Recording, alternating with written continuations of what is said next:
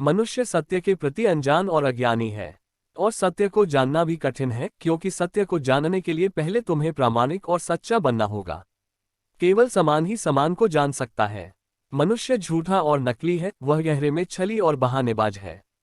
वह स्वयं अपने लिए ही प्रामाणिक नहीं है। उसका मौलिक चेहरा पूरी तरह से मिट चुका है। उसके पास कई चेहरे हैं, वह अनेक चेहरों का प्रयोग करता है, लेकिन वह स्वयं अपने ही मौलिक चेहरे के प्रति सचेत नहीं है। मनुष्य अनुकरण करने वाला एक प्राणी है। वह दूसरों का अनुकरण किए चले जाता है, और धीमे धीमे वह यह भूल ही जाता है कि उसके अपने स्वयं के पास एक अद्वितीय और अनूठा अस्तित्व है। सत्य को केवल तभी जाना जा सकता है जब तुम सच्चे और प्रामाणिक बनो। इसके लिए अत्यधिक प्रयास करना होगा। पहाड़ पर चढ़ने जैसा इसका पथ दुर्गम है, इसलिए मनुष्य चालाकी करने की कोशिश करता है। वह सत्य के संबंध में विचार करना शुरू कर देता है। सत्य के बारे में दार्शनिकता से विचार करना, बौद्धिक और सैद्धांतिक व्यवस्थाएं निर्मित करना, यही है सब कुछ दर्शन शास्त्र। एक व्यक्ति द्वारा सत्य के संबंध में न जाकर अपने अज्ञान के बारे में स्वयं को धोखा देने वाली मन की एक चाल। इसी कारण दार्शनिक विचारधाराओं की बाढ़ सी आई हुई है, और पूरा संसार धारणाओं और सिद्धांतों में जी रहा है। हिंदू, मुस्लिम, ईसाई, जैन और बौद्ध लोगों की यहाँ लाखों विचारधाराएं हैं, और वे सभी बहुत सस्ती हैं। तुम्हें अपने आप को बदलने की जरूरत नहीं है। तुम्हें केवल सामान्य बुद्धि के औसत दर्जे के मन की जरूरत है। उच्च बौद्धिक क्षमता की कोई आवश्यकता नहीं है। तुम कोई भी विचारधारा चुन सकते हो, इसमें कहीं कोई भी कठिनाई नहीं है, और स्वयं अपने आप से अपने अज्ञान को छिपा सकते हो। दर्शन शास्त्र इसे केवल छिपाने की ही एक विधि है।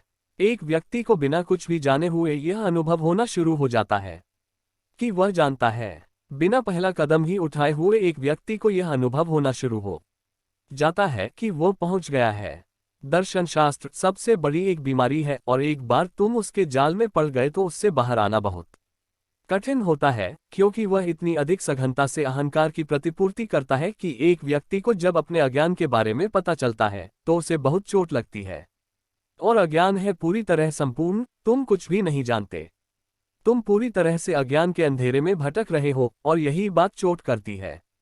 एक व्यक्ति कम से कम कुछ तो जानना ही चाहता है, और दर्शन शास्त्र तुम्हें सांत्वना देता है, क्योंकि उसके पास सिद्धांत है, और यदि तुम्हारे पास एक सामान्य बुद्धि भी है तो उससे काम चल जाएगा। तुम उन सिद्धांतों को सीख सकते हो। तुम्हारे पास तुम्हारी अपनी दार्शनिक व्यवस्था हो सकती है, और तभी तुम्हें चैन मिलेगा। तब न केवल तुम जानते हो, बल्कि तुम दूसरों को भी सिखा सकते हो, दूसरों को परामर्श दे सकते हो। तुम दूसरों के आगे अपने ज्ञान का प्रदर्शन किए चले जाते हो।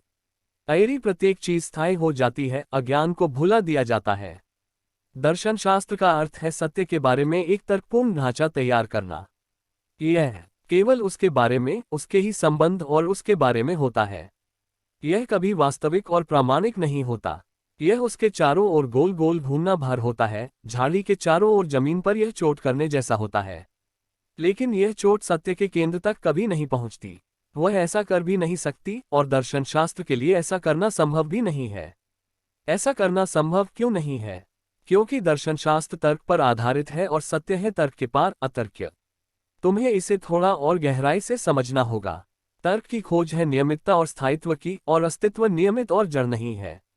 अथवा वह इतना अधिक सघनता से नियमित है कि विपरीत भी उसके साथ विरोधी नहीं होता।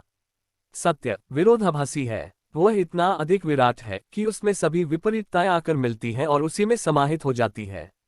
तर्क है संकरा। तर्क है किसी लक्ष्य की ओर उन्मुख, एक संकरी सड़क की भांति। सत्य है बिना लक्ष्य का वह विराट शून्य, जो पहले ही से वहां है, जो एक साथ सभी आयामों में गतिशील है और जिसके लिए कहीं भी जाना नहीं है। तर्क केवल एक आयाम होता है, जबकि सत्य है बहुआयामी। तर्क कहता है अ है, और वह कभी भी ब नहीं हो सकता। यही नियमितता और स्थायित्व है तर्क की। और वास्तविक यथार्थ में अ है तो अ ही, लेकिन निरंतर गतिशील होने से वह ब भी हो जाता है।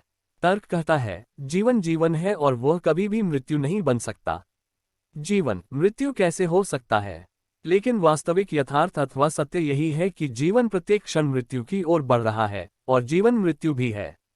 तर्क कहता है प्रेम प्रेम है, और वह कभी भी घृणा नहीं बन सकता, लेकिन प्रेम प्रत्येक क्षण गतिशील होकर घृणा बन रहा है, और घृणा प्रत्येक क्षण गति करती हुई प्रेम बन रही है। तुम उसी व्यक्ति से प्रेम करते हो और तुम उसी व्यक्ति से घृणा करते हो। जितना गहरा प्रेम होता है उतनी ही गहरी घृणा होती है। घृणा और प्रेम एक ही सिक्के के दो पहलू हैं। क्या तुम किसी व्यक्ति को प्रेम किए बिना घृणा कर सकते हो? तुम एक व्यक्ति से बिना प्रेम किए कैसे घृणा कर सकते हो? पहले तुम्हें प्रेम करना होगा, केवल तभी तुम घृणा कर सकते हो। घृणा के पहले कदम के लिए प्रेम जरूरी है। तुम किसी व्यक्ति के साथ यदि कभी मित्र बनकर नहीं रहे हो तो कैसे उसके प्रति शत्रुतापूर्ण हो सकते हो? केवल तर्क में ही मित्र और शत्रु अलग होते हैं। वास्तविक सत्य यही है कि वे एक साथ ही होते हैं। यदि तुम गहराई से अपनी घृणा में खोजो तो यहाँ छिपा हुआ प्रेम पाओगे। जिस क्षण तुम जन्म लेते हो, मृत्यु का जन्म भी तुम्हारे ही साथ हो जाता है। जन्म है मृत्यु का प्रारंभ और मृत्यु है जन्म की ओर निरंतर आगे बढ़ना। ...